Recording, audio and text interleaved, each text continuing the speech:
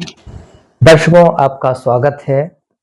आज हमारे साथ फिर से अमृतलाल जी हैं, हमारी आज की शाम की चाय की चर्चा पर। और आप लोग भी इस चर्चा में चाय ज़रूर पिएँ। सबसे पहले हम अमृतलाल जी को हार्दिक शुभकामनाएँ देते हैं कि वो 80 साल पूरे करके 81वें साल में आ चुके हैं। और अभी 2 दिन पहले ही आपने अपनी 81वां जन्मदिन मनाया। लेकिन इस उम्र में भी आपको देखकर कह नहीं सकते कि आप इतनी वृद्धावस्था में हैं, बल्कि युवाओं को भी आप मात करते हैं। तो अमृतलाल जी, ऐसे कौन सा टॉनिक आप पीते हैं जिसके कारण आप इस उम्र में भी इतना फिट हैं, इतना तंदुरुस्त हैं और हर समय जनहित और जन सेवा के बारे में सोचते रहते हैं और कार्य करते रहते हैं? भाई साहब, ये जज्बा कोई आज का पैदा नहीं है। जब आज से 50 साल पहले मेरा घर में लड़का पैदा हुआ, उस समय मैं अपने पुश्तैनी धंधे राइस मिल में राइस मिलर्स एसोसिएशन का सेक्रेटरी था।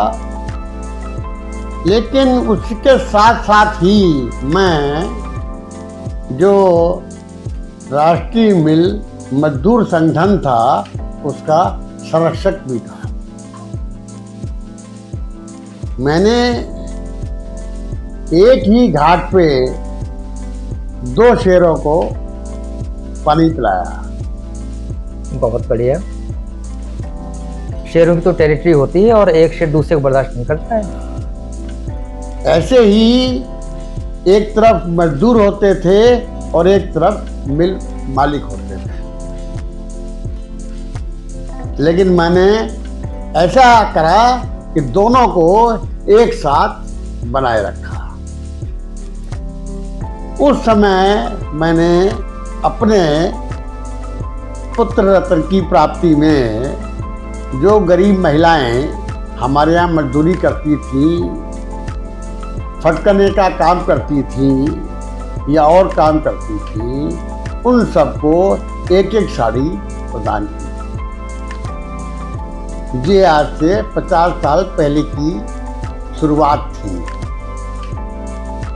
और मेरे अंदर ये जज्बा था कि मैं दिवाली पे अपने विशाल टाकीज के नौकरों को एक एक कंबल अपनी माँ के द्वारा दिया करता था। कभी कभी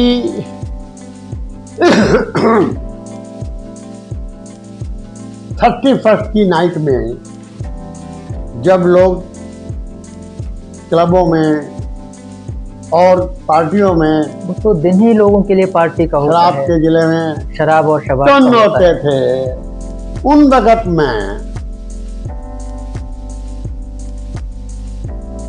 रेलवे स्टेशनों में जाके वहां पे लेटे हुए गरीब और निस्सहाय लोगों को ठंड से बचाने के लिए कंबल बांटा करता था। ये सिलसिला 50 साल से चला आ रहा है, आज का नहीं। उसके बाद मेरा संबंध जो है वो श्रीमती मेनका गांधी से हुआ। श्रीमती मेनका गांधी जो काम करती थी जानवरों के लिए, वही मेरे दिमाग में था कि जब वो जानवरों के लिए कर सकती है तो मैं क्यों नहीं इस काम को आदमियों के लिए कर सकता।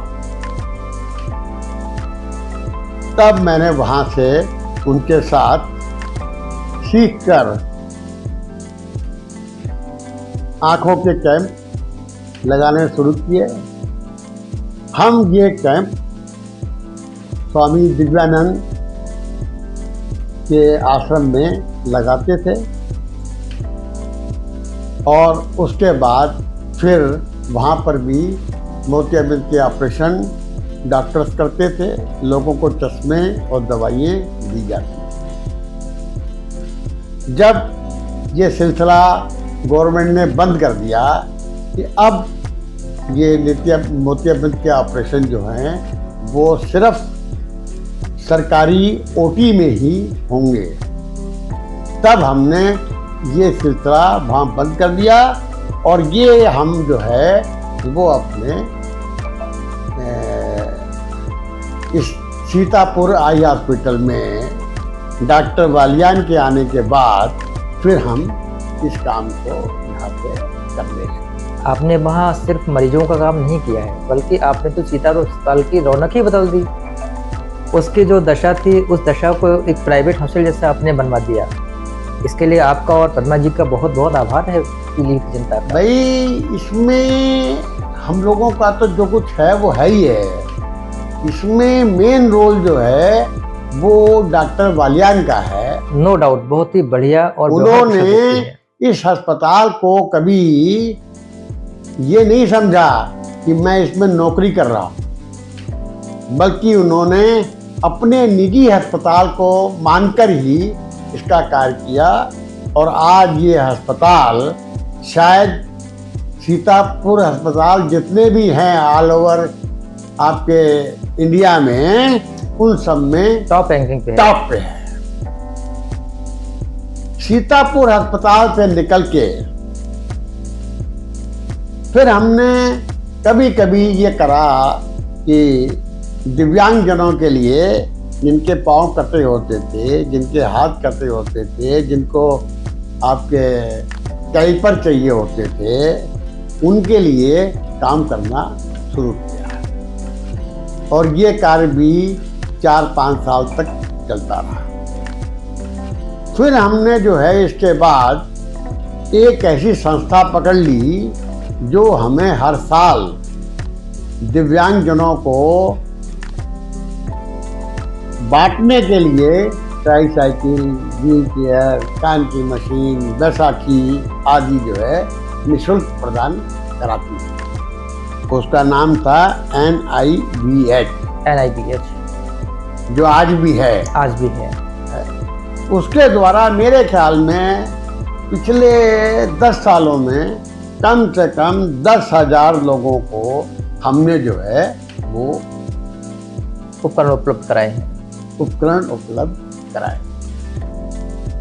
आज से करीब 8-10 साल पहले की बात है, सन 13 की बात है, जब हमने पीलीभीत में विशाखापट्टनम से विश्व विख्यात पोलियो सर्जन को बुला के यहाँ पे पोलियो के ऑपरेशन, बहुत बड़ा कैंप था वो, और यहाँ का पहला कैंप भी था इस तरह का। नहीं, वो कैंप सेकंड था हमारा।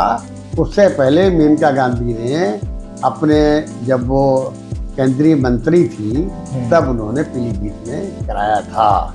लेकिन उसके बाद अगर किसी ने कैंप करवाया तो उसका नाम अमृतलाल ही था। हमारे पास सरकारी अस्पताल की ओटी पूरे 2 दिन हमारे पास उसमें रही कि उसमें सिर्फ हमारे ही ऑपरेशन हुए और बाकी सरकार का कोई ऑपरेशन उसमें नहीं हुआ। अब ये सिलसिला चल दिया तो आज से 5 साल पहले मैंने ये निर्णय लिया कि भारतवर्ष के गांव में ऐसे बच्चे भी होते हैं जिनके दिल में छेद होता है। ये समस्या बहुत बड़ी रही है और वो माँ बाप जानकारी ना होने की वजह से,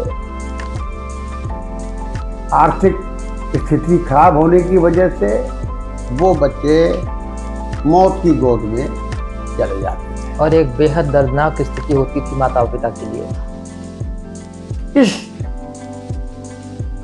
समस्या का शिकार हमने ढूंढा और पिछले 5 सालों में सत्य साई संजीवनी अस्पताल पलवल तथा सर्वोदय अस्पताल फरीदाबाद में 5000 से ज्यादा बच्चों का निःशुल्क ऑपरेशन करवाया और ये कार्य आज भी जारी है। अब मैंने अपने 80 साल गुजर जाने पर एक निर्णय लिया कि अभी तक हम दिव्यांगजनों की या नेत्र रोगियों की मदद करते थे, लेकिन अब उनकी आजीविका सुधारने के लिए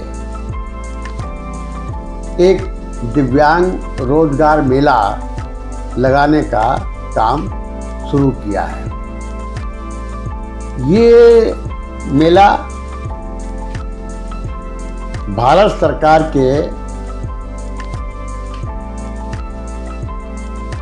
मंत्रालय तथा एक अमेरिकन फाउंडेशन के सानिध्य से होगा और जिसमें बड़ी बड़ी कंपनियों के सीईओ आएंगे और जो दिव्यांगजनों की दिव्यांगजनों का इंटरव्यू लेके ये पता लगाएंगे कि उन्हें किस तरीके की नौकरी दी जा सकती है। चल जी, आप बहुत लंबे समय सब करते रहे और जब भी व्यक्ति कोई अच्छा काम करता है तो उसमें कई बाधाएं भी आती हैं। आपके सामने भी कुछ ना कुछ बाधाएं आई होंगी, तो आपने उन बाधाओं से कैसे जूझा? अगर देखिए साहब, बाधाएं तो आती ही रहती हैं और बाधाओं को पार करके ही आदमी कोई कार्य कर सकता है। इस मामले में मेरा जो आदर्श है उसका नाम है देव आनंद। देव आनंद ने पीछे मुड़ के नहीं देखा, हर फिक्र को धुएं में उड़ाता चला गया। हर फिक्र को धुएं में उड़ाता चला गया। आज भी मेरे पास सुबह 6 बजे से ही फोन आने लगते हैं कि हमारे बच्चे के दिल में छेद है, इसका क्या करें। और मैं रात के 10 बजे तक उन सब कॉल्स को, जिन्हें लोग कहते हैं कि भाई जो कॉल आपको जानती नहीं हो, मतलब अननोन नंबर की कॉल आदमी को नहीं उठानी चाहिए, लेकिन मेरे पास अननोन कॉल ही आती है जी, क्योंकि मैं तो उन्हें जानता नहीं, ना वो मुझे जानते हैं। वो अननोन कॉल्स के द्वारा मुझे पता चलता है कि किस तरीके से कोई आदमी दिल के छेद से पीड़ित है। ऐसे ही हम लोग जो है, जिन लोगों के पेसमेकर की जरूरत होती थी, उनको पेसमेकर भी अपने अमेरिकन डॉक्टर्स की टीम जो है वो निःशुल्क उपलब्ध कराती है। वर्तमान में पेसमेकर की सुविधा नहीं है? अभी भी है? हाँ है। हर साल एक वो लगता है कैंप मेरठ में, और अगर किसी को तुरंत भी जरूरत है तो वो मेरठ में हम लोग लगवाते हैं। ये सिलसिला है, इस सिलसिले पे उम्र का कोई असर नहीं है और ये सिलसिला जब तक ऊपर वाला कार्य करवाता रहेगा और मुझे कार्य करवाने की हिम्मत देता रहेगा, तब तक ये चलेगा। आपका बहुत बहुत धन्यवाद और ईश्वर आपको लंबी आयु दे ताकि लंबे समय तक जरूरतमंदों को आपसे हौसला, सहायता और हर प्रकार से लाभ मिलता रहे। एक बार फिर मिलेंगे आपसे किसी और मुद्दे को लेकर, तब तक आप दीर्घायु हों, स्वस्थ हों। नमस्कार।